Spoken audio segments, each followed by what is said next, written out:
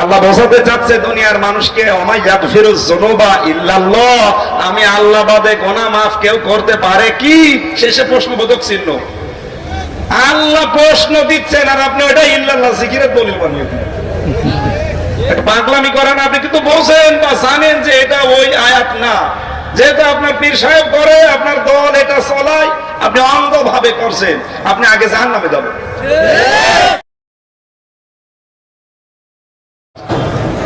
এটা তো সত্য কথার প্রমাণ কি? আজ বাংলাদেশ সহ বিশ্বের বিভিন্ন দেশে আমরা দেখতে পাচ্ছি ইবাদত গুলো মানুষ অনেকেই নিজের মন মতো বানিয়ে নিয়েছে। অধিকাংশ ইবাদত সব ভাগ ভাগ করা, এমনকি এই দেশে এক এক পীরের ইবাদত এক এক রকম। আট রশির যে জিকির চরমনার পীরের সাথে মেলে না, চরমনায় পীরের যে জিকির দেওয়ান বাগির সাথে মেলে না, দেওয়ান বাগির পীরের যে জিকির ওই মাইজ ভান্ডারের সাথে মেলে না। জিকির কিন্তু সবই করছে কার? বলেন বলেন। একজনের সাথে আরেকজনের যে মিল নেই, বুঝতে হবে এর ভেতরে কোনো ঝামেলা আছে। অথচ আদম নবী থেকে শুরু করে আমাদের নবী পর্যন্ত আপনি 1,24,000 বলেন আর 2,24,000 বলেন, যত নবী হোক প্রতিটি নবীর যে এক কথা ছিল লা ইলাহা ইল্লাল্লাহ, এর ভেতরে কোন রদবদল হয়েছে?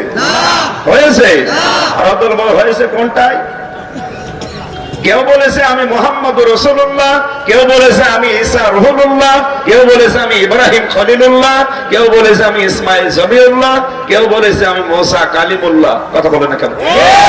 পরিবর্তন হয়েছে তাদের নাম বিভিন্ন থাকার কারণে, কিন্তু প্রথম শব্দটা আদম নবী থেকে হযরতে মুহাম্মদুর রাসূলুল্লাহ পর্যন্ত সব সব এদের যে আল্লাহর এক কালেমা সব এক ছিল, কোন রদবদল পরিবর্তন আমরা দেখলাম না। তার মানে এটা যে সত্য কথা, দুনিয়া তৈরি হওয়ার পর থেকে এমনকি এখনো পর্যন্ত ঠিক আছে। কিন্তু আজ যারা এই কালেমাকে উল্টা পাল্টা করছেন বিভিন্ন দরবারের নাম দিয়ে, বুঝতে হবে আপনাদের ভেতরে সমস্যা আছে। আল্লাহর কালেমা 1 নম্বরে সত্য সততা দিয়ে পরিপূর্ণ, 2 নম্বরে ইনসাফ দিয়ে। কি দিয়ে? ইনসাফ মানে এর ভেতরে আপনি কর্তন করতে পারবেন না। এদিকে তাকান, পৃথিবীতে যত নবীকে আল্লাহ পাঠিয়েছিলেন প্রত্যেক নবীকে আল্লাহ বলেছেন তোমরা ইনসাফ কায়েম করো। কি কায়েম করো? ইনসাফ মানে ন্যায় বিচার। ইনসাফ মানে ন্যায় বিচার। আর আমাদের নবী মুহাম্মদুর রাসূলুল্লাহকে আল্লাহ জানিয়েছেন আপনি আদল কায়েম করেন। কি কায়েম করেন? আদল আর ইনসাফের ভেতরে পার্থক্য কি? ইনসাফ হযরতে সুলাইমান আলাইহিস সালামের দরবারে 2 মহিলা এসেছিল তার সন্তানকে নিয়ে, যে প্রত্যেকেই বলে এই ছেলেটা আমার, মেয়ের দাবি কেউ করে না। হযরতে সুলাইমান ডাক দিয়ে বললেন ঠিক আছে, তোমার বিচার আমরা করছি, এই ছেলেটাকে এখন 2 ভাগ করা হবে, 2 ভাগ করে 2 জনকে আমরা দিয়ে দেব। যেটা আসল মা সে বলছে নবী এই সন্তান আমার দরকার নেই, অন্তত যা যে চায় আপনি ওরে দিয়ে দেন, আমার ও বেঁচে থাকলে অন্তত আমি চোখে দেখলেও শান্তি পাবো। আর যে আসল মা না নকল, ও কিছু বলে না। সুলাইমান নবী ধরতে পারলেন যে ঠিক আছে, কোনটা আসল আমি বুঝতে পেরেছি। আসল মা যেটা সেটা বলছে সন্তানকে আপনি 2 টুকরা করবেন না। ইনসাফ মানে সমান্তরাল করা। আপনি ঢাকা হাইকোর্টের সামনে যে দেখবেন ওখানে একটা ইনসাফের প্রতীক দেওয়া আছে, ওই প্রতীকের নাম দাড়িপাল্লা। দাড়িপাল্লার যে পাল্লা আছে ওটা সমান্তরাল করা না একদিকে ঝোঁকানো? সমান সমান করা। সরকার বোঝাতে চায় বাংলাদেশের কোন জায়গায় যদি কোন জেলায় কোন থানায় ন্যায় বিচার না পাও, অন্তত হাইকোর্টে আসলে ন্যায় বিচার পাবা। আমরা তো ন্যায় বিচারই পাচ্ছি। দাড়িপাল্লা টাঙিয়ে রেখেছে আন্দাজি, ওটা যে টাঙিয়েছে যারা ও বাস্তবতা তো বোঝে না, বুঝলে তো হাইকোর্ট থাকে না। আমরা অন্তত এখান থেকে যেটা নিতে চাই যে অন্তত দাড়িপাল্লার একদিকে ঝোঁকানো না, 2 দিকে সমান্তরাল করে জানাতে চেয়েছে যে এটা ইনসাফের একটা প্রতীক, এটা ন্যায় বিচার প্রত্যেক দিকে সমান। দাড়িপাল্লার দিকে 5 কেজি দিলে এদিকে 5 কেজি দিলে 2টাই সমান হবে। সুলাইমান নবী মাঝখান থেকে কেটে ভাগ করে, তার মানে নিষ্ফম থেকে অর্ধেক অংশ করে দিতে চেয়েছিলেন। পৃথিবীর যত নবী সবাই কায়েম করেছে ইনসাফ, তারা ভাগ করে দিত, তোমাকে অর্ধেক তোমাকে অর্ধেক। আর মুহাম্মদুর রাসূলুল্লাহকে আল্লাহ বলেছেন শুধু আপনি ইনসাফ কায়েম করলে হবে না, আপনাকে আদল কায়েম করা লাগবে। কারণ আপনাকে যে কোরআন আমি দিয়েছি সেটা কোন আদলা, এটা পরিপূর্ণ এবং ইনসাফ দিয়ে, ন্যায় বিচার দিয়ে, মানদণ্ড দিয়ে, এর ভেতরে কেউ অন্তত সুচও চালাতে পারবে না। এই জন্য শুধুমাত্র যারা লা ইলাহা ইল্লাল্লাহ মুহাম্মাদুর রাসূলুল্লাহ পরের টুকু যদি কেউ বাদও দেয়, লা ইলাহা ইল্লাল্লাহ পরিপূর্ণ বলে আপনাকে আল্লাহর জিকির করা লাগবে। শুধু লাইলা লাইলা এটা জিকির নয়, শুধু ইল্লাল্লাহ ইল্লাল্লাহ এইটাও জিকির নয়, কারণ একটাও পরিপূর্ণ না। শুধু লাইলা লাইলাও পরিপূর্ণ না, শুধু ইল্লাল্লাহ ইল্লাল্লাহ পরিপূর্ণ না। আল্লাহ বলেন আমার কালেমা একদিকে পরিপূর্ণ, দুই নম্বরে এটা সত্য। ইল্লাল্লাহ ইল্লাল্লাহ এটা কোনো সত্য বাণী নয়, আল্লাহ ছাড়া, আল্লাহ ছাড়া কি লাইলা লাইলা কেউ নেই, কেউ নেই কি, তার মানে এটা কোরআনের আয়াতের সাথে সাংঘর্ষিক, এটা জিকির হতে পারে না। কেউ যদি এই কোরআনের কোন আয়াত দিয়ে দলিল দিতে চায় তাহলে অথেন্টিক কোন হাদিসের পক্ষে যেটার সনদ এবং মতন ঠিক আছে। বাংলাদেশে বহু হাদিস এমন আকাশে বাতাসে ঘুরে বেড়াচ্ছে যার কোনো সনদও নেই, মতনও নেই। কোন মনীষীর কথা হয়তো ওটা হাদিস বলে চালিয়ে দিচ্ছে, আর এটা সূক্ষ্ম ষড়যন্ত্র করে কিছু ইহুদি আর খ্রিস্টান কলকাতা আলিয়া থেকে ঢাকা আলিয়ার মাদ্রাসা পর্যন্ত ৭৭ বছর একাধারে ওরা ২৬ জন খ্রিস্টান প্রিন্সিপাল দায়িত্ব পালন করেছিল। ওরা ওই সময় ষড়যন্ত্র করে আমাদের মনীষীদের নাম দিয়ে এরকম কিছু কথা হাদিসের নামে, কোরআনের আয়াতের নামে চালিয়েছে। আমরা মনে করছি এগুলো আবু হানিফার কথা, এ অসুবিধা নেই। অত আবু হানিফা জীবনেও কোরআনের বিরুদ্ধে কোনো কথা বলতে পারে অন্তত আমার বিশ্বাস হয় না। ইমাম ফখরুদ্দিন রাজি রাহমাতুল্লাহ আলাইহি কোরআনের বিপক্ষে কোনো কথা বলতে পারে অন্তত আমার বিশ্বাস হয় না। আপনার বিশ্বাস হয়? অবশ্যই তাদের নাম করে অথবা তাদের পরিবারস্থ লোক সবাই তো আর একরকম না, তাদেরকে ভুলিয়ে ভালিয়ে টাকা পয়সা দিয়ে অথবা গোপনে তাদের অজান্তে এমন কিছু তাদের কিতাবে ষড়যন্ত্র করে লিখে রেখেছে যেগুলো আজ হাদিস বলে ইসলামের কথা বলে চালিয়ে আমাদেরকে বিভ্রান্ত করছে। তার ভেতরে এক নম্বরে ইল্লাল্লাহ। বিশ্বনবী কোনদিন তার ৬৩ বছরের জীবনে লাইলা লাইলা বলে জিকির করেননি, ইল্লাল্লাহ ইল্লাল্লাহ বলে জিকির করেননি। সাহাবীদের পুরা জীবন আমি যতটুকুই পড়েছি আমি পাইনি, আপনি পেলেন কোথায়? এখন যদি বলেন না আমার মুরব্বী বলেছে, না আমার মুরব্বী আমি মানি না। আমি ইসলাম মানতে গিয়ে দেখতে চাই আল্লাহ কি বলেছে, রাসূল কি করেছে।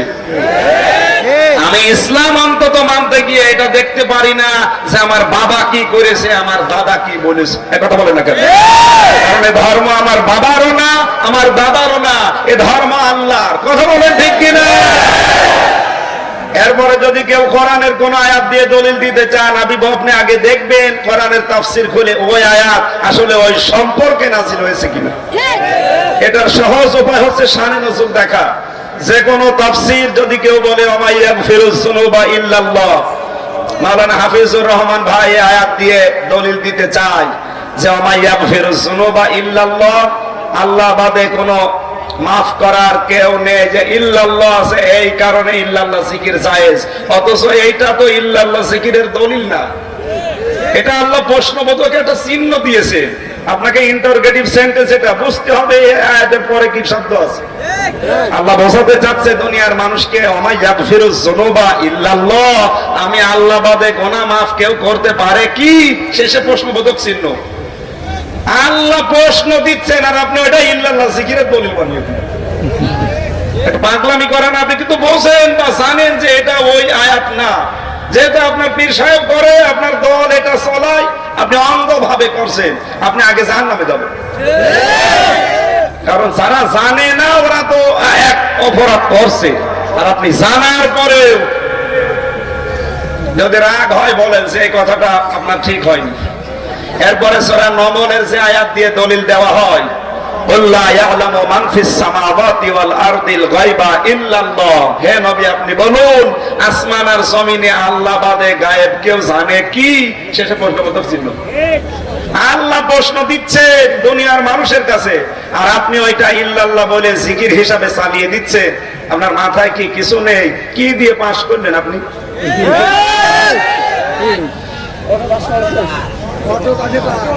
না, আমি কাউকে ইন্ডিকেট করে ছোট করার জন্য, খাটো করার জন্য, কাউকে অপমান করার জন্য না। আমি আমার ইমান থেকে বলছি, আসলে এই আয়াতগুলোর শানাজুল যত তাফসীর আছে পৃথিবীতে অন্তত 42টার উপরে আমি নিজেই দেখেছি, একটাতেও পাইনি আপনি যেটা বলছেন ওটা আপনার মন গড়া অথবা কারো ধোকায় পড়ে বলছেন।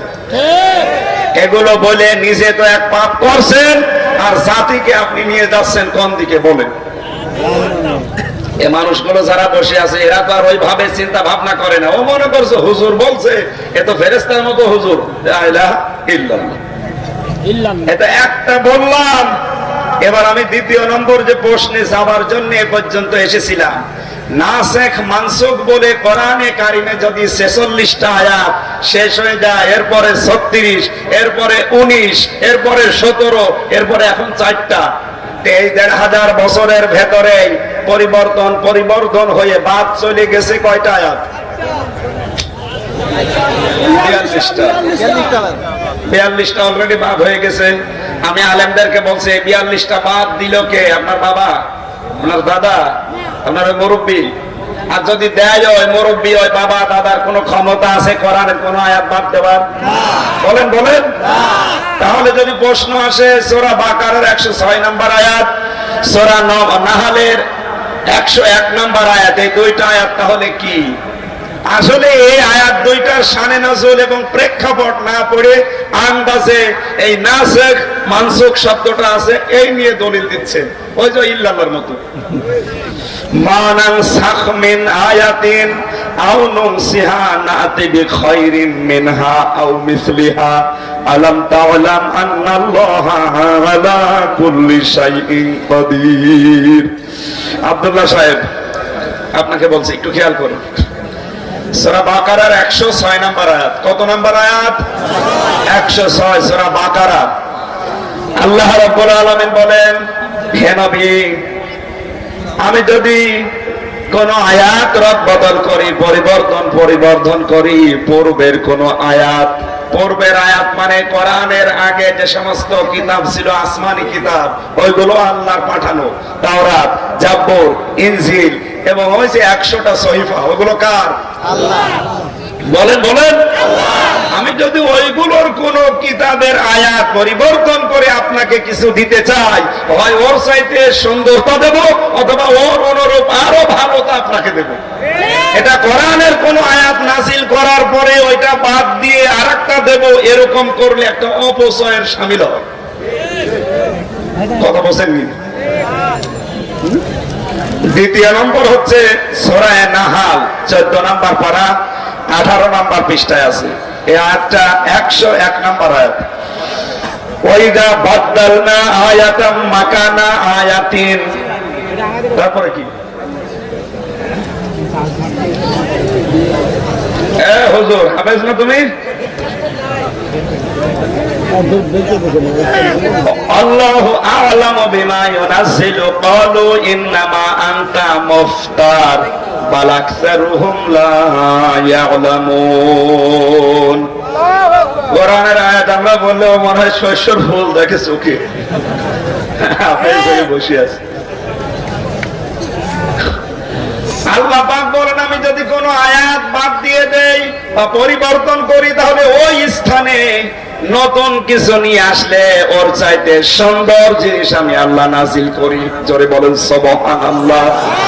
এটা কোরআনের আয়াত বাদ দিয়ে আরেকটা আয়াত নাজিল করি না, এটা মেনে নিলে তাহলে অপচয়ের শামিল হয়। অপচয় কেন?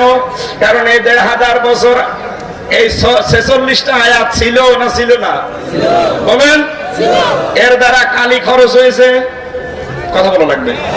কাগজ খরচ হয়েছে, যারা শ্রম দিয়েছে এর পেছনে শ্রমিক হিসাবে বিভিন্ন প্রিন্টিং মেশিনে তাদের শ্রম নষ্ট হয়েছে। বলেন বলেন বলেন, এই যে হাজার হাজার টাকার কালি কাগজ, মানুষের শ্রম বেতন, এগুলো সব নষ্ট। হঠাৎ করে এখন এই ১৫০০ বছর পরে এসে বলছেন যে ৪২টা আয়াত রহিত হয়ে গেছে, চলে না, এখন এই ৪২টা বাদ দিয়ে। তাহলে ওই যে কাগজ কালি মানুষের শ্রম, এগুলো অপচয়ের শামিল কিনা বলেন বলেন বলেন। আর আল্লাহ অপচয় করে না, তার প্রমাণ আল্লাহ কোরআনে দিয়েছেন, ওয়ালা তুবাজ্জির তাবযীরা, আমি আল্লাহ অপচয় করি না। ইন্নাল মুবাজ্জিরিনা কানু ইখওয়ানাশ শায়াতিন, তোমরা অপচয় করবে না, কারণ অপচয় যে করে শয়তানের ভাই। আরো জোরে বলেন।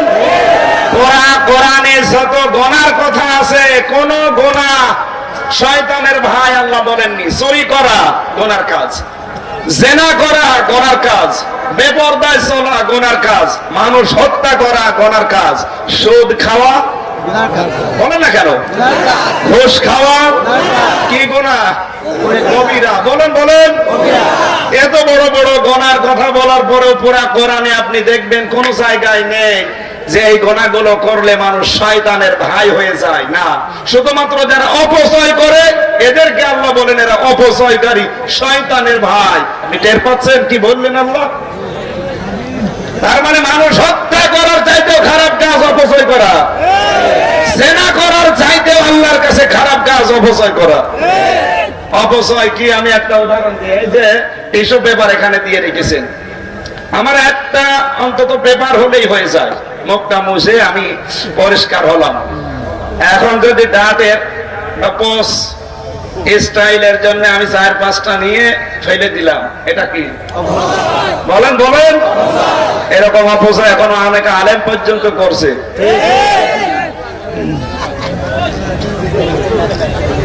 আল্লাহ নিজে যেটা ওয়াজ করলেন, আল্লাহ তুবাজ্জির তাবযীরা, অপচয় করা যাবে না।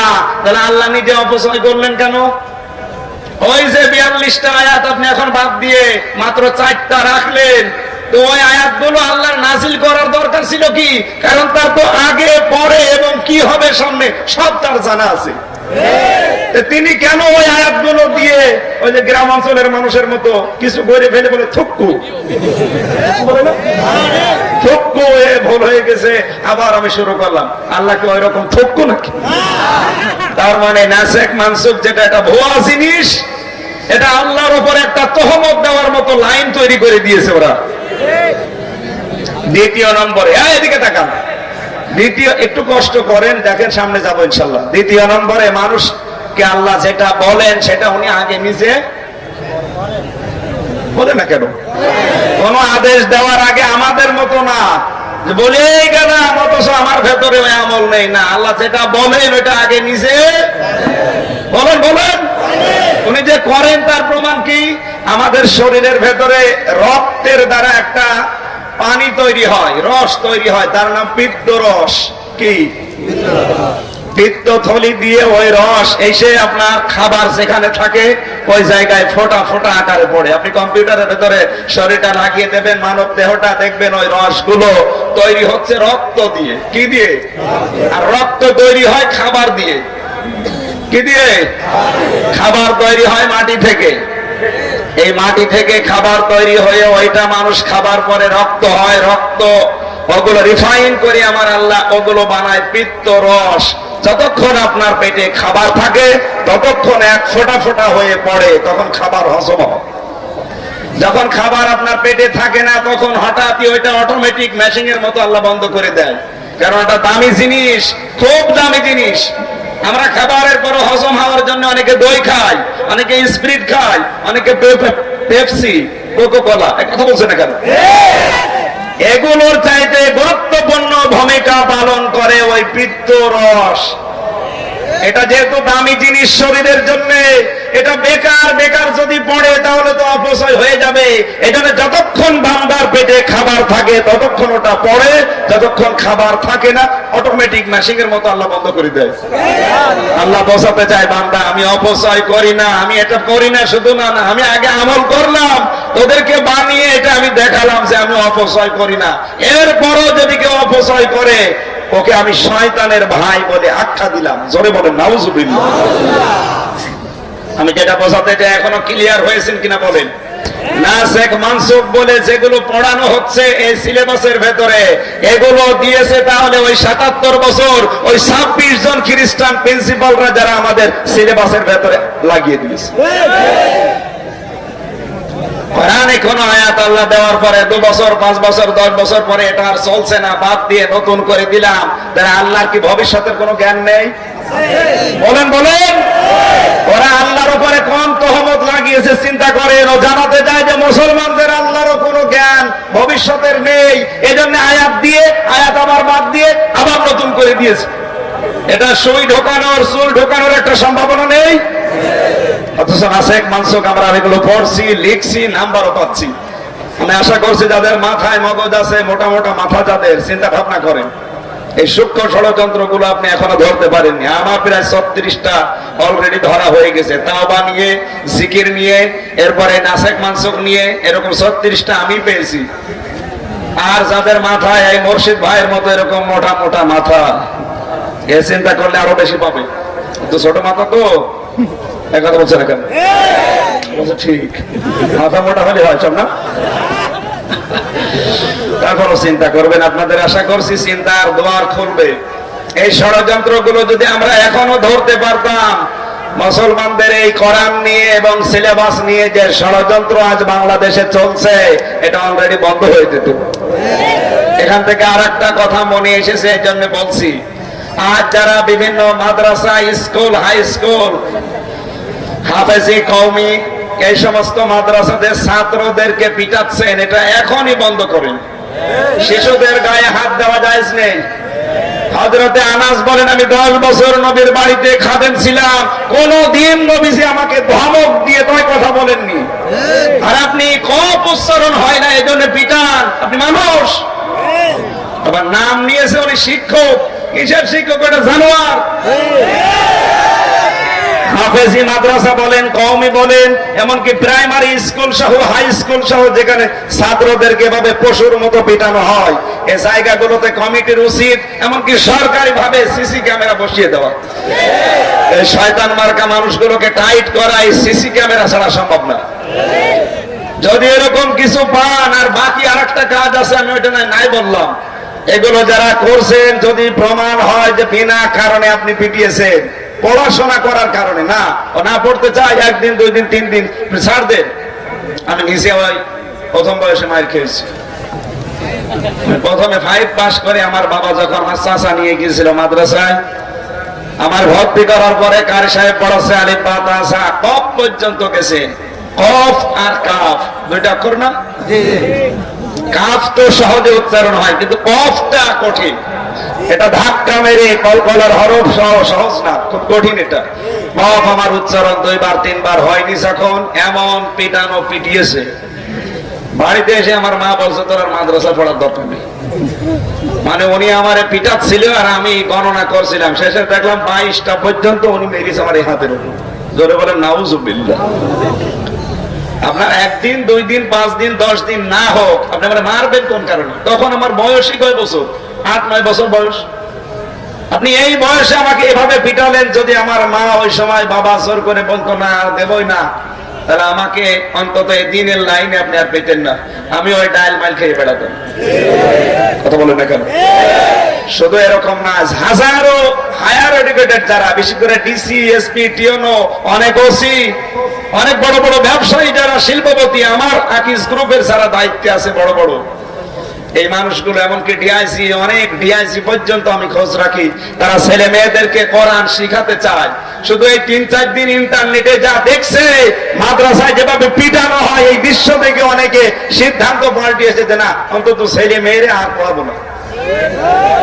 আপনার এই নিষ্ঠুর আচরণের কারণে যারা কোরআন থেকে ছেলে মেয়েদেরকে না পড়িয়ে জেনারেল লাইনে দিচ্ছে, ও কিন্তু আস্তে আস্তে ঐশী তৈরি হবে। বলুন,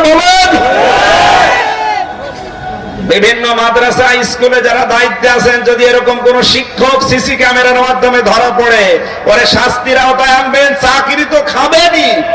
ও সেই কয়টা পিটিয়েছে, ওর 3 ডবল ওরে পিটাবেন, তাও কাপড় খুলে।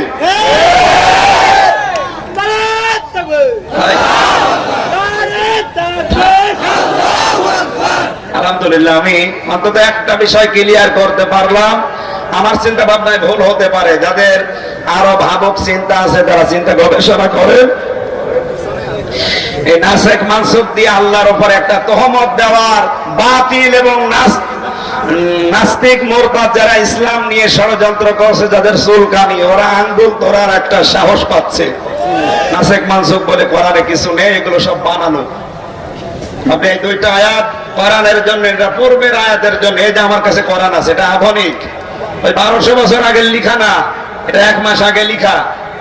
আধুনিক বিজ্ঞানের সাথে বাস্তবতার সাথে মিলিয়ে লিখেছে। আমি যেভাবে বললাম এভাবে বললে আপনি আর সই প্রবেশ করানোর জায়গা পাবেন না। যে আগের আয়াতগুলো তো এমনিতেই আল্লাহ আগের তাওরাত জবর ইনজিল ওগুলো বাতিল ঘোষণা করেনি, বলেন না কেন? এখন তাওরাত মানলে জান্নাত পাবেন, ইনজিল মানলে পাবেন। সুতরাং ওগুলো তো এমনি রিজেক্ট হয়ে গেছে, বাতিল। কিন্তু বিশ্বাস করার আগে আল্লাহ ওগুলো নাযিল করেছিলেন। আল্লাহ বলেন, আমি পূর্বের কিতাবের কোন বিধান যদি বাতিল করি, রহিত করে দেই, ওর চাইতে সুন্দর বিধান আপনাকে আমি আল্লাহ জানিয়ে দেই বা দান করি। এইটাকে আপনি নাসেখ মানসুখ মানিয়ে শুধু আয়াত বাদ দিতে আছেন, এটা ঠিক না। কারণ কোরআনে কারিমে কিয়ামত পর্যন্ত কোনো পরিবর্তন নেই। লা মুবাদদিলা লিকালিমাতিহি বা মুবাদদিলা লিকালিমাতিল্লাহ, 2টাই আছে কোরআনে। যদি পরিবর্তনই হয়, যে এটা কোরআন থাকে, আলহামদুলিল্লাহ। যে কোরআনের কোনো পরিবর্তন নেই, পরিবর্ধন নেই, কোন রদ বদল নেই, বিশ্ব নবীকে পর্যন্ত আল্লাহ সতর্কবাণী শুনিয়েছেন, ওয়ালাউ তাকাওয়ালা আলাইনা বাদাল আকাবিল লা আখাযনা মিনহু বিল ইয়ামিন সুম্মা লাকাতানা মিনহুল ওয়াতিন ফামা মিনকুম মিন আহাদিন আনহু হাজিজিন। জোরে বলেন আল্লাহু আকবার। আলেমকে বলছি, এতদিন পর্যন্ত যারা পড়েছেন যে কোরআনে কারিমের ভেতরে যদি নবীজি কোনো কথা বানিয়ে বলতেন, তাহলে আল্লাহ পাক নবীর ডান হাত চেপে ধরে কণ্ঠনালী কেটে ফেলে দিতেন, এটা পড়েছেন না? হ্যাঁ, মোর্শেদ ভাই কই পড়েছেন? আমি যা বললাম এটা ঠিক আছে না? ঠিক নেই।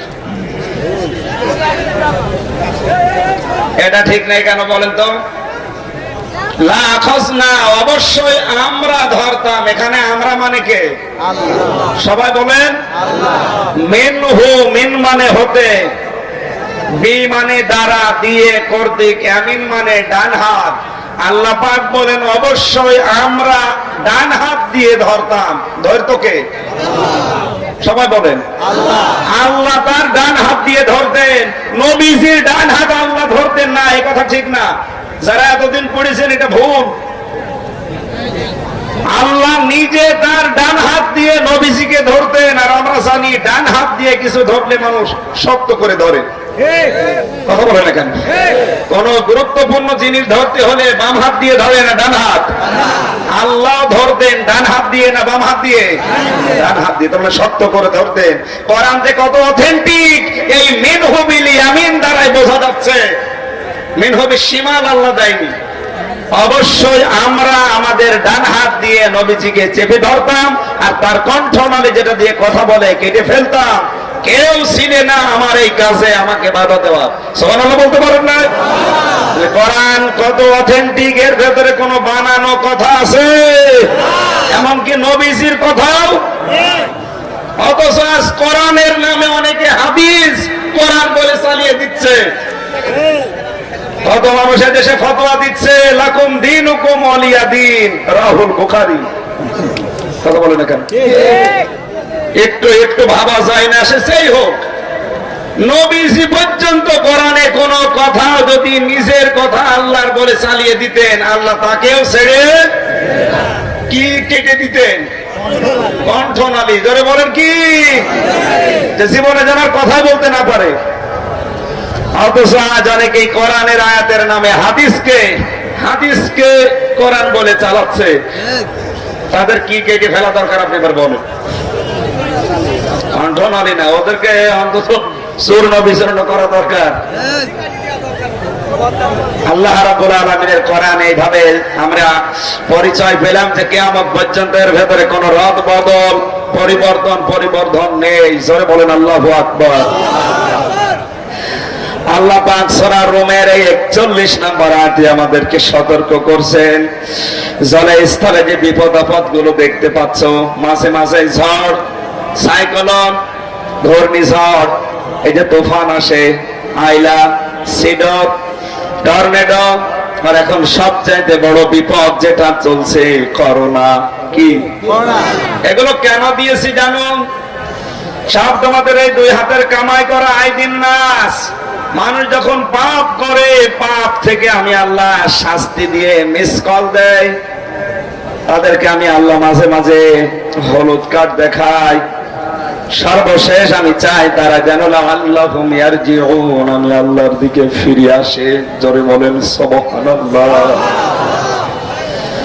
সর্বশেষ মানুষকে পরিবর্তন করার জন্য আল্লাহ যে মহামারী আকারে যেটা দিয়েছেন তার নাম আমরা শুনছি, দেখতে পাচ্ছি, চোখে না দেখা একটা ভাইরাস করোনা। চীন দেশ থেকে যদি এটা আবিষ্কৃত, আজ বাংলাদেশ সহ বিশ্বের ভাবুক চিন্তাশীল মানুষগুলো, বিশেষ করে ইসলাম নিয়ে যারা ভাবে, তারা জানিয়েছে করোনার ভেতরে 3টা নির্দেশ আল্লাহর আছে। পয়কার কোরআন, ক রয়কার র, দন্তন্যায় করে না, তার মানে পয়কার দিয়ে কোরআন পড়ো, রয়কার দিয়ে রোজা রাখো, আর দন্তন্যায় নামাজ পড়ো। কোরআন পড়বা, নামাজ পড়বা, রোজা রাখবা, মহান আল্লাহ এই করোনা থেকে তোমাদেরকে বাঁচাবেন। জোরে বলুন সুবহানাল্লাহ। বিজ্ঞানের তথ্য হচ্ছে করোনা থেকে বাঁচতে হলে বেশি বেশি করে আপনাকে হাত, মুখ, পাও, নাক, চোখ এগুলো ধৌত করা লাগবে। নামাজ পড়তে হলে আমরা জানি আর কিছু করা লাগে না লাগে? ওযু করা লাগে। বলো না কেন? আগসিলু ওয়াজহাকুম ওয়া আইদিয়াকুম ইলাল মারাফিকি আমসাহু বিরুসিকুম। আমি বাইরের একটা দেশের কথা বলছি, মালদ্বীপে এয়ারপোর্টে নামার পরে দেখি পানির কোনো সিস্টেম নেই, মানে হাত মুখ ধোয়া লাগবে এরকম কোন সিস্টেম নেই, ওযু করতে হবে সেরকম কোন সিস্টেম নেই, আরো বললে রাগ করে। ওই দিন আমার মনে হচ্ছিল আল্লাহ যদি ওযু করার কোন ব্যবস্থা করে দিত। তার কিছুদিন পর থেকে আরম্ভ হয়েছে করোনা, তার মানে রোগের মহা ঔষধের নাম পানি দেখলে আপনাকে ধৌত করা লাগবে। এখন মালদ্বীপ সহ বিশ্বের বিভিন্ন দেশে পানি দিয়ে ধৌত করার একটা সিস্টেমই চালু করে দিয়েছে। কথা বলেন ঠিক কিনা? এখানে নামাজ পড়তে হলে যেমন ওযু করা লাগে, ওযু শর্ত, আর ওযু করতে হলে 4টা জায়গা কমপক্ষে ধৌত করাই লাগবে। কয়টা? মুখমণ্ডল, যেগুলো দিয়ে জার প্রবেশ করতে পারে। 5 ওয়াক্ত নামাজের আগে অন্তত কেউ যদি ওযু করতে পারে, আর ঘুমানোর আগে যদি কেউ ওযু করে ঘুমাতে পারে, এই রোগ থেকে আল্লাহ তাকে বাঁচাবে। রোজা রাখলে মানুষের পাকস্থলী ভালো থাকে, তার হজম শক্তি বৃদ্ধি পায়, গ্যাসের, আলসারের এগুলোর সমস্যা যাদের আছে, রোজার দ্বারা আমার আল্লাহ তাকে আস্তে আস্তে সুস্থ করেন। কোরআনে কারীমকে আল্লাহ জানিয়েছেন মহা ঔষধ। মানব দেহে যত রোগ আছে, পরিবারে, সমাজে যত রোগ আছে, রোগগুলো মুক্ত করার জন্য আল্লাহ কোরআন পাঠিয়েছেন। অনুনাজ্জিলু মিনাল কুরআনি মা হুয়া শিফাউ ওয়া রাহমাতুল লিল মুমিনিন ওয়া লা ইয়াজিদুজ জালিমিনা ইল্লা খাসারা। জোরে বলেন আল্লাহু আকবার। আল্লাহ পাক সূরা বনী ইসরাঈলের 82 নম্বর আয়াতে বলেন, এ কোরআন নাযিল করার ধারাবাহিকতায় এমন এমন বিধান আমি দিয়েছি যেটা মুমিনদের জন্য রোগ মুক্তির কারণ হবে, আর জালেমদের জন্য শুধুমাত্র ক্ষতি বৃদ্ধি করতেই থাকবে। এজন্য জালেমদের জন্য কোনো ভালো কথা করা নেই। বলেন বলেন। আজ বিভিন্ন জেলাতে যাওয়ার পরে যারা কানের কাছে মুখ নিয়ে বলেন, হুজুর আমার বিরুদ্ধে যেন বলবেন না। আপনার বিরুদ্ধে তো আমি বলি না, কারণ আপনি যে কাজ করেন আপনার পক্ষে বলার মতো কোন আয়াত কোরআনে নেই। আপনার বউ চলে বেপরদায়, ওই রকম কোন আয়াত কোরআনে আছে? বলুন। আমি বেপরদার কথা বললে আপনার বিপক্ষে যাবে, পক্ষে যাবে না। আপনি মানুষকে বিনা কারণে ধরিয়ে দিয়েছেন। এখন যদি বলেন আমার বিপক্ষে যেন না যায়, তাহলে এরকম আয়াত পাবো কোথায়? বললে আপনার বিরুদ্ধে যাবে। যেমন সূরা নিসার 112 নম্বর আয়াত, ওমাই ইয়াকসিব খাতিয়াতান আও ইসমান সুম্মা ইয়ারমি বিহি বারিয়া ফাকাদ ইহতামালা বুহতানা ওয়া ইসমান মুবিনা। আল্লাহ পাক বলেন, দুনিয়াতে নিজে অন্যায় করার পরে অন্যায়টা যখন সংগঠিত হয়ে যায়, একজন ভালো মানুষের মাথার উপরে যারা চাপিয়ে নিজে ভালো সাজে, এই মানুষগুলো প্রকাশ্য পাপের বোঝা মাথায় করে ঘুরে বেড়াচ্ছে। আমার মনে হয় এই অপরাধটা যদি আজ দেখা যেত বাংলাদেশে, এই পাবনা জেলায়, কুষ্টিয়া, রাজবাড়ী, কত মানুষকে আমরা দেখতে পেতাম যে পাপের বোঝা বহন করে ঘুরে বেড়াচ্ছে। না এর আগে সব নেই, নিজে অন্যায় করে, অন্যায়টা হয়ে যায় একটা ভালো মানুষের মাথার উপরে চাপিয়ে নিজে ভালো সাজি। আল্লাহর ভাষা এগুলো প্রকাশ্য পাপের বোঝা মাথায় নিয়ে ঘুরছে। কে বলছেন বলেন তো? আল্লাহ। এই গনার বোঝা কাদের পিঠের উপরে, মাথার উপরে আছে? দেখি হাত তোলেন। এলাকায় এসব মনে হয় চলে না। হ্যাঁ, সাবধান হওয়া লাগবে। আপনার পক্ষে কোনো আয়াত আমি পাচ্ছি না, বললে আপনার বিপক্ষে যাচ্ছে। আপনি ঘুষ খান, আপনি সুদ খান, আপনি জেনা করেন, নিজের বউ বাদ দিয়ে অন্যের বউর সাথে আপনি পরকীয়া চালাচ্ছেন, তা আপনার পক্ষে আমি আয়াত পাবো কোথায়? এখন বলেন না কেন? এদের পা দিয়ে কোরআন পড়ো, কোরআনে কারিম যদি বড় বোঝো আমল করো, কোরআনে কারিম দিয়ে তোমার কাছে করোনা আসা অন্তত সম্ভব না। করোনার কোন নিয়ম নীতি বিধান নেই যে করোনা তোমার ধর্মে ধরবে কারে। দ্বিতীয় নম্বরের অর্থে রোজা রাখো, যেটা সুস্থ থাকার হাতিয়ার। সামনে আসতেছে, শুধু ফরজ রোজা না, সম্ভব হলে নফল রোজাও রাখার চেষ্টা করবেন যদি পারেন। 3 নম্বরে দৈত্য নয়াকারে নামাজ আদায় করো, সুস্থ থাকা যাবে, এমনকি করোনা থেকে আল্লাহ বাঁচিয়ে দেবে। জোরে বলেন সুবহানাল্লাহ।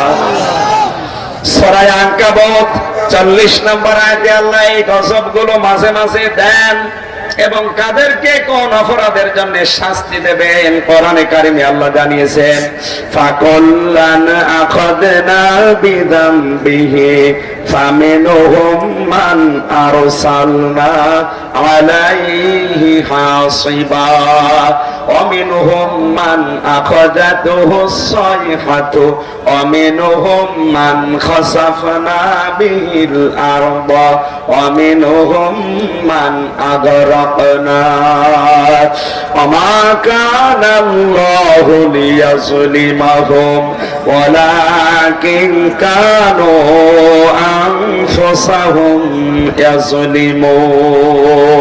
জোরে বলেন আল্লাহু আকবার। আল্লাহ রাব্বুল আলামিন জানিয়েছেন, হে নবী, আমি প্রত্যেককেই তাদের অপরাধের কারণে পাকড়াও করেছি, ধরেছি, তাদের এই পাপের শাস্তি দেওয়ার জন্য। কাউকে মাঝে মাঝে প্রচন্ড প্রস্তর বৃষ্টি নাজিল করে দুনিয়া থেকে বিদায় দিয়েছি, ঝড় দিয়েছি, বৃষ্টির ঝড়, পাথরের ঝড়। এরপরে কাউকে আমি আল্লাহ প্রচন্ড বাতাস দিয়ে দুনিয়া থেকে বিদায় দিয়েছি, উল্টিয়ে দিয়েছি। কাউকে আমি জমিনটা পুরা উল্টিয়ে তাদের মাথার উপরে ডেড সি বানিয়ে দিয়েছি, মৃত সাগর। কাউকে আমি সাগরের ভেতরে, পানির ভেতরে চবিয়ে মেরেছি, ডুবিয়ে মেরেছি। আমি আল্লাহ কারো উপরে জুলুম করি না, বড় মানুষেরা নিজেরাই নিজেদের উপরে জুলুম করে। আমরা এর আগে আয়াত থেকে প্রথমে পেয়েছিলাম কারো উপরে আল্লাহ প্রস্তর সহ প্রচন্ড ঝঞ্ঝা বা বৃষ্টি, বিশাল আকারে বাতাস পাঠিয়েছিলেন। তার এক নম্বরে নাম পেয়েছি হযরতে শুআয়ব আলাইহিস সালামের। মিশর দেশে মাদায়েন শহরের আইকা নামক এলাকায় হযরতে শুআয়ব আলাইহিস সালাম বাস করতেন। তার এলাকায় তার উম্মতদের ভেতরে একটা গনার প্রচলন ছিল, যে গনার কারণে আল্লাহ তাদেরকে বাতাস দিয়ে ধ্বংস করে দিয়েছিলেন। এই উম্মতের ভেতরে যে গনাটা ছিল সেটা হচ্ছে মাপে কম দেওয়া। কি দেওয়া? বলেন বলেন। হযরতে শুআয়ব নবী আলাইহিস সালাম মুসা আলাইহিস সালামের শ্বশুর, তিনি আইকা নামক শহরের লোকদেরকে বললেন, আমার উম্মতেরা তোমরা যে মাপে কম বেশি দাও এটা বন্ধ করো। এই মাপে কম বেশি দেওয়ার কারণে 3 দিনের ভেতরে আল্লাহ তোমাদের উপরে গজব নাযিল করবে। উম্মতেরা জবাব দিচ্ছে, কি বলেন আপনি? আমরা আয়ের দ্বারা একটু টাকা পয়সা ইনকাম করার চেষ্টা চালাই, আর আপনি আমাদের এই ব্যবসা বন্ধ করে দিতে চান। রব্বুল আলামিন বলেন, ওয়াইলুল লিল মুতাফফিফিন আল্লাযীনা ইযা ইক্তালু আলান নাসি ইয়াস্তাওফুন। ধ্বংস হয়ে যাক ওই মানুষগুলো, ওই দোকানদার গুলো, ওই ব্যবসায়ী গুলো, ওই শিক্ষক গুলো, ওই রাজনীতিবিদ গুলো, ওই ডাক্তার গুলো, যারা নেওয়ার সময় ঠিক মতো নেয়, দেওয়ার সময় মানুষকে কম দেয়। এখানে শুধু দোকানদারদের জন্য আল্লাহ আয়াত নাযিল করেননি, যারা শিক্ষক সারা জীবন জ্ঞানের বিভিন্ন শাখা থেকে বিভিন্ন জায়গা থেকে জ্ঞান অর্জন করে, কিন্তু দেওয়ার সময় ছাত্রদেরকে আর সঠিকভাবে ওই জ্ঞানটা ক্লাসে দিতে চায় না। তখন বলে প্রাইভেট পড়া লাগবে, নাই কোচিং করা লাগবে। এই কথা বলে না কেন? আপনি তো নেওয়ার সময় ঠিক মতোই সারা জীবন জ্ঞানগুলো নিলেন বিভিন্ন জায়গা থেকে, দেওয়ার সময় এখন সঠিকভাবে আর বিনোদন করেন না, এগুলো আর অ্যাডভার্টাইজ করতে পারেন না, তখন একটা স্বার্থ জুড়ে দেন। আপনি ওয়াইলুল লিল মুতাফফিফিনের ভেতরে শামিল। মাঝে মাঝে যে বিপদ আপদ গুলো আসে এর জন্য আপনিও দায়ী। রাজনৈতিক যে নেতা নেত্রী গুলো ভোটে দাঁড়ানোর আগে কত ওয়াদা দেয়, একটা রাস্তাও কাঁচা থাকবে না। ঠিক ভোটে পাস করার পরে বাজেটও হয়। 1 কোটি টাকা যদি একটা রাস্তার জন্য বাজেট হয়, ওই বাজেট বের করে নিয়ে আসতে 50,000 টাকা আল্লাহর ওলিরা খেয়ে ফেলে। বাকি 50,000-এর ভেতরে 20 লাখ চাই, বিভিন্ন জায়গায় নল ছাড়া দেখায়। কথা বলছেন এখানে? এখানে 1 কোটি টাকার কাজ হলে রাস্তা টিকতো, 30 লাখ টাকার কাজে এখন রাস্তা ব্রিজ কালভার্ট টিকবে কি করে? শেষ পর্যন্ত ওরাও কায়দা করে রডের বদলে বাঁশ দেয়। জিজ্ঞাসা করেছিলাম একজনকে, আপনারা বাঁশ দেন, ধরা পড়েন, এরপর লজ্জা নেই আপনাদের? লজ্জা হবে কি করে? 1 কোটি টাকার বাজেট, ওটা আমাদের হাত পর্যন্ত এসে কাজে লাগাতে মাত্র 30 লাখ টাকা টেকে। আমরা রডের দাম অত করতে পারি না, বাধ্য হয়ে রড বাঁধ দিয়ে চিকন চিকন বাঁশ দিয়ে দেয়। এই যে নেওয়ার সময় তো ঠিক মতোই নিয়েছিলেন, এই যে দেওয়ার সময় যাদের মাধ্যমে কম দেওয়া হলো, এখানে সচিব দায়ী, মন্ত্রী দায়ী, আমলা দায়ী। কথা বলছে না কেন? এরপরে চেয়ারম্যান দায়ী, উপজেলা চেয়ারম্যান দায়ী, মেয়র দায়ী, যারা যারা এর সাথে জড়িত আছে সবগুলো আল্লাহর লানতের ভেতরে পড়ে গেছে।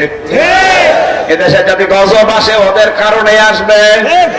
হযরতে শুআয়ব নবী আলাইহিস সালামের জামানায় গজব আসার 1 নাম্বার কারণ ছিল তারা ওজনে কম বেশি করত।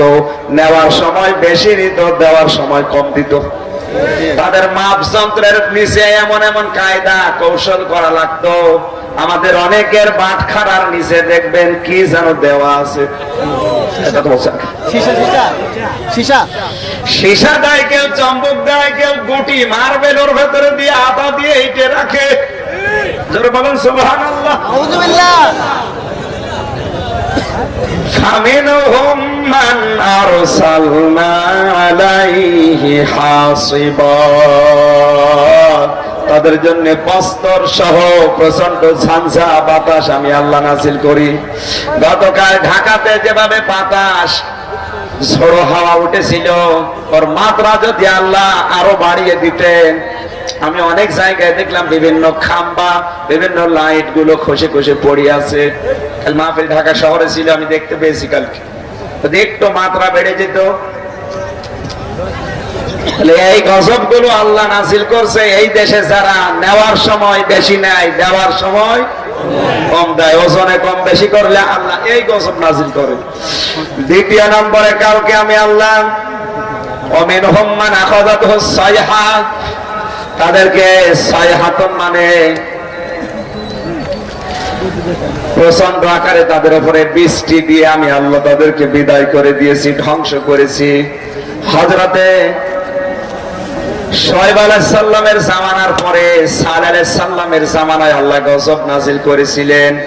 হযরতে সালেহর জামানায় যে গজব আল্লাহ দিয়েছিলেন, কারণ ছিল তারা আল্লাহর যে উষ্ঠি নিদর্শন, এই নিদর্শনকে তারা হত্যা করে ফেলেছিল। এখন হয়তো উষ্ঠি নেই, মুহাম্মদ রাসূলুল্লাহ সর্বশ্রেষ্ঠ নিদর্শন হচ্ছে কোরআনে কারীম। কথা বলা লাগবে। আল্লাহ পাক বলেন আমার নবীর এই শ্রেষ্ঠ মুজিজা 3000-এর ভেতরে অন্যতম। সালেহ নবী আলাইহিস সালামের জামানায় যারা আল্লাহর নিদর্শনকে, আল্লাহর আয়াতকে, আল্লাহর এই কোষ্ঠীকে মেরে ফেলে গজবে পড়েছিল, এখনো যারা মুহাম্মদ রাসূলুল্লাহর শ্রেষ্ঠ মুজিজা কোরআনের বিরুদ্ধে অবস্থান নিয়ে কোরআনকে পাল্টানোর চেষ্টা চালাতে আছেন, তাদের জন্য আল্লাহ কিন্তু এরকম গজব এখনো দিতে পারে। চীন দেশের চাইনারা এই বৌদ্ধ জাতি চেয়েছিল আল্লাহর কোরআনের একটা আয়াত ওরা পাল্টিয়ে দেবে, পর্দার আয়াত। মেয়েদেরকে পর্দা হিজাব পরার বিধান দিয়েছে কে? আল্লাহ। ওরা বলছে আমরা এটা রাখবো না, আল্লাহ বলছে রাখবো না মানে তোদেরকে আমি রাখবো না। তোরা মেয়েদেরকে পর্দা ছাড়া বের করতে চাস, আমি আল্লাহ তোদের মুখ দেখতে চাই না।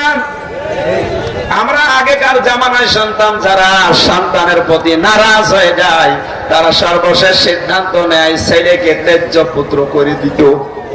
কথা বলেন না? এমনকি বাবা যদি কোন সন্তানের উপরে রেগে যায়, সর্বশেষ বলে তোর মতো সন্তান আমার আর দরকার নেই, তোর মুখ যেন আমি অন্তত আর না দেখি। কথা বলে কিনা? আল্লাহ পাক মনে হয় আমাদের উপরে ঠিক ওভাবে অভিভাবকের মতো, আমাদের গার্জিয়ানের মতো, উনি আমাদের মালিক। এই কারণে আমাদেরকেও বলছে তোদের অপরাধ যেভাবে বেড়ে গেছে, আমার আয়াত পর্যন্ত তোরা হাত দিয়েছিস, আমি হিসাব দিলাম ঢাকার জন্য, আর তোরা আমার আয়াতকে পরিবর্তন করে হাফ প্যান্ট পরে মেয়েরা বেড়া পরে বাইরে বের হয়, এমন ব্যবস্থা করে দিয়েছি। শুধুমাত্র হাফ প্যান্ট না, পুরা শরীর এখন ঢাকার ব্যবস্থা নারী এবং পুরুষ উভয়ের।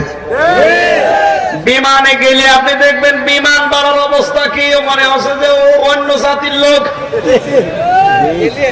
আমি মাঝে মাঝে বিমানে আসার সময় দেখি বাইরের দেশ থেকে যারা আসে, এসে যদি ঢাকাতে নেমে সিলেটে যায় অথবা ওখান থেকে কক্সবাজারে বেড়াতে যাচ্ছে, চাইনা যদি হয়, পাশের সিটে যদি কারো সিট পড়ে, এখন তার খাবার দেয় না, শুধু পানি দেয়।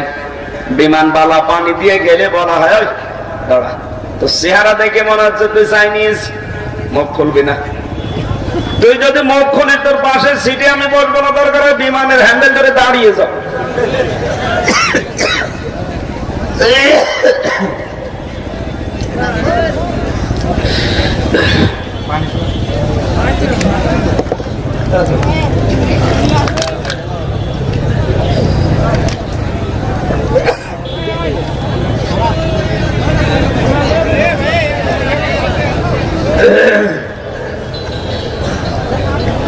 জিকির করেন সুবহান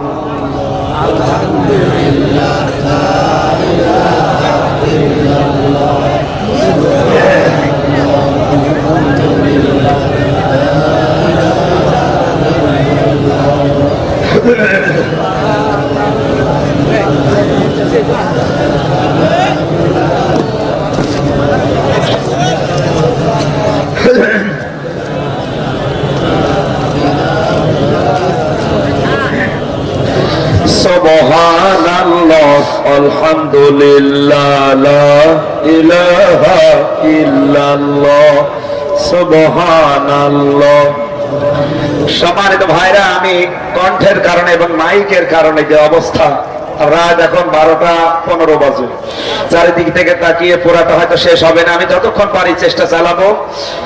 আর আমার লিখিত মেয়েদের উপরে বই আছে, তাদের অবাধ্য স্ত্রী আছে, মেয়ে আছে, বোন আছে, ভাবি আছে, তাদের জন্য অন্তত বইটা নিয়ে যাবেন। গাড়িতে আছে, কালো গাড়ি দেখবেন, পাজাও গাড়ি, কালো আকিস গ্রুপের লেখা আছে, আবদিন হাসপাতাল, ওই গাড়ি থেকে নিয়ে যাবেন। 5টা বই আছে লিখিত, মেয়েদের জন্য একটা আছে, ওইটা অবশ্যই নিয়ে যাবেন। নামাজেরটা আছে মেয়েদের জন্য। 6 জন আদর্শ নারীর জীবনের উপরে লিখেছি, 112 পৃষ্ঠা শুধু মেয়েদের উপরে। আমার বিশ্বাস যদি পুরাটা আমার মেয়েরা পড়তে পারে, অনেক অবাধ্য মেয়ে বাধ্য হওয়া সম্ভব। আমি কোরআনের দিকে তাকিয়ে লিখেছি, অনেক দলিল দেওয়া আছে, যাওয়ার সময় নিয়েছে। আমরা আযাব গুলো কোন কোন পাপের কোন শাস্তি আল্লাহ দুনিয়ায় পাঠায় বলছিলাম। শোয়েব আলাইহিস সালামের জামানায় ওজন কম বেশি করার কারণে আল্লাহ শাস্তি পাঠিয়েছিলেন।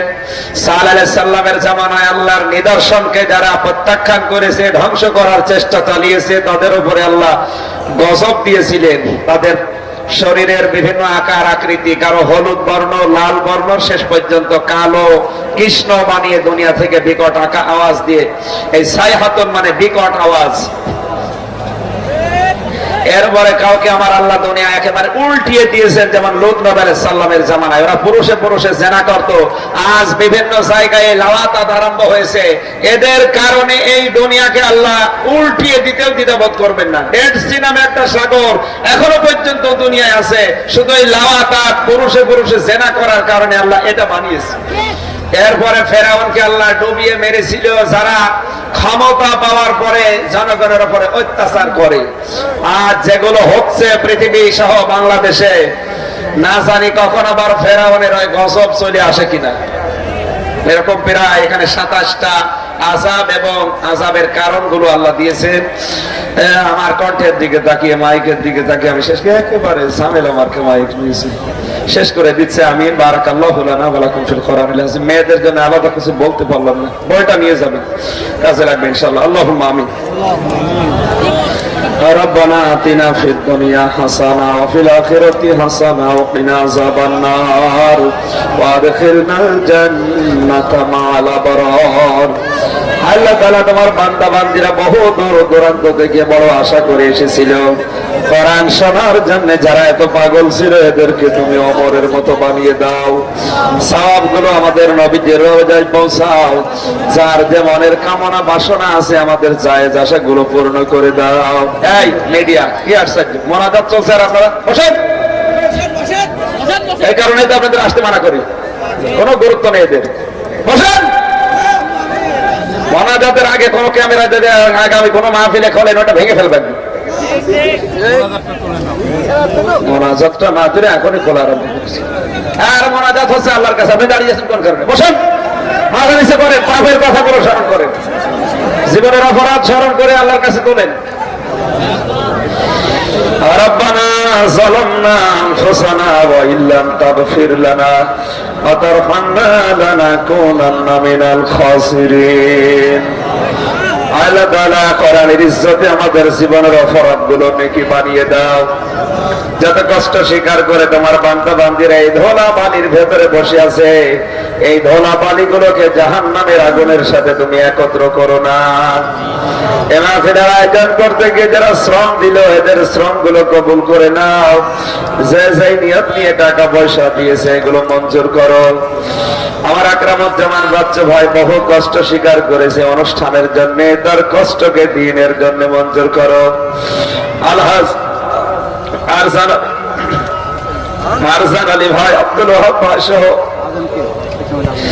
নাম না জানা যত মানুষ এই আয়োজনের জন্য শ্রম দিয়েছে, বিশেষ করে আলহাজ আবু সাইদ খান আমাদের চেয়ারম্যান, আল্লাহ তাআলা মাওলানা আশরাফ আলী ফারুকী, মুর্শিদ আলম ভাই, হাফেজ আব্দুল্লাহ, মাওলানা আবু নাসের, জনাব দেলাওয়ার হোসেন, বিশেষ করে যার সহযোগিতায় নাজিমউদ্দিন পরামানিক সহ সভাপতি হাফিজুর রহমান সরদার সহ যত যুবকেরা মন প্রাণ দিয়ে চেষ্টা চালাচ্ছে মাহফিলের জন্য। এই মানুষগুলোকে যে মা পেটে নিয়েছে, মায়ের পেট খাদিজার মতো বানিয়ে দাও। আমাদের গুনার কারণে শাস্তিগুলো তুমি পাঠাও। আমরা জানলাম আজকে যতগুলো শাস্তি এবং তার পাঠানোর কারণ আমরা একটা একটা করে বলেছি, এগুলো থেকে তুমি আমাদের বাঁচাও। করোনার মহাপ্রাদুর্ভাব থেকে আমাদের রক্ষা করো রব্বুল আলামিন।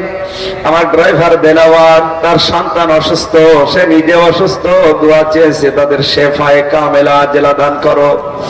হাফেজ আবু সাইদ সহ কত আলেম ওলামা এখানে বসে আছে, আলেমদেরকে আলেমদের মতো কবুল করে নাও। সম্মানিতা মা বোনেরা, এদের পর্দায় থাকার তৌফিক দাও। আলাদা করে বলতে পারলাম না, বইটা যেন তারা পুরা পড়তে পারে, সেই তৌফিক তাদেরকে দান করো। আগামীতে এই মাহফিলটা কোরআনের প্রচারের জন্য আরো বড় করে কবুল করে নাও। আমার কণ্ঠে মারাত্মক ব্যথা, আমার শরীরটা যে অবস্থা তুমি দেখতে পাচ্ছ। দায়িত্ব দিয়েছে আমার মাথার উপরে, মেহেরবানি করে দায়িত্ব পালন করার জন্য যে যোগ্যতা, যে সুস্থতা দরকার, আমি ভিক্ষা চাই। তাহাজ্জুদের সময় মুসাফির অবস্থায় হাত তুলেছি, আমরা অনেকে মুসাফির আছি, তুমি আমাদেরকে মাফ করে কবুল করে নাও। আমার কণ্ঠটা আবার ফিরিয়ে দাও, আমার শরীরটা সুস্থ রাখো। আল্লাহ তাআলা কোরআনের হক কথাগুলো সহজ সরল ভাষায় বলার তৌফিক দাও। লক্ষ লক্ষ মানুষেরা এই ধুলাবালির ভেতরে বসে আছে। আল্লাহ তাআলা, আমার তো বিশ্বাস এই মানুষগুলোকে তুমি জাহান্নামে দিতে পারো না। এদের দেওয়ার মতো কমিটির হাতে, আমার হাতে কিছুই নেই। তোমার কাছে আমরা মুসাফির অবস্থায় মোনাজাত করে দিলাম, এদেরকে একেবারে খালি হাতে ফেরত দিও না। আমাদের সকলেরই জীবনের স্বপ্ন এই বাংলাদেশ যেন কোরআন দিয়ে চলে, এটা যেন চর্ম চোখে আমরা দেখতে পারি, সেই পরিবেশ তুমি ফিরিয়ে দাও রব্বুল আলামিন। বাংলাদেশ বাবা চালিয়েছে, দাদা চালিয়েছে, চাচা চালিয়েছে, ভাবি চালিয়েছে, খালা চালিয়েছে, আল্লাহ তাআলা আপা চালিয়েছে, আমরা দেখেছি কেমন লাগে। শুধু দেখতে বাকি আছে কোরআন দিয়ে চললে কেমন লাগে। মুসাফিরের দোয়া তোমার নবী জানিয়েছে, ফেরত দাও না। সত্যি মন থেকে বলছি, আল্লাহ কোরআন দিয়ে চললে কেমন দেখা যায় এরকম একটা পরিবেশ তৈরি করে দাও। বারাকাল্লাহু লানা ওয়া লাকুম ফিল কোরআনিল আযীম। লাইট দিয়ে, মাইক দিয়ে, সামিয়ানা দিয়ে, বিশেষ করে স্যাটেলাইট দিয়ে যারা কোরআনের শ্রীবৃদ্ধি করেছে, কোরআন প্রচার করার জন্য, প্রসার করার জন্য যে মিডিয়াগুলো কাজ করছে, ইখলাসের সাথে এই মিডিয়াগুলোকে কবুল করে নাও। কবরে কত মানুষ অসহায় হয়ে শুয়ে আছে, কেউ তাদের কথা মনে করে না। আল্লাহ তাআলা, আমরা দোয়া করছি আমাদের আত্মীয় স্বজন গুলো যারা কবরে, এই শহর এলাকায় ঘুমিয়ে আছে, ওদের কবর জান্নাত বানিয়ে দাও। আলহামদুলিল্লাহি রাব্বিল আলামিন। যখন এই মরণ আসবে, একবার হলেও যেন পড়ি লা ইলাহা ইল্লাল্লাহু মুহাম্মাদুর রাসূলুল্লাহ। যাওয়ার সময় অবশ্যই নিয়ে যাবেন বইটা। আর এই মাইক অন্তত আমার মাহফিলে যদি আমি সামনে পাই কোনো জায়গায়।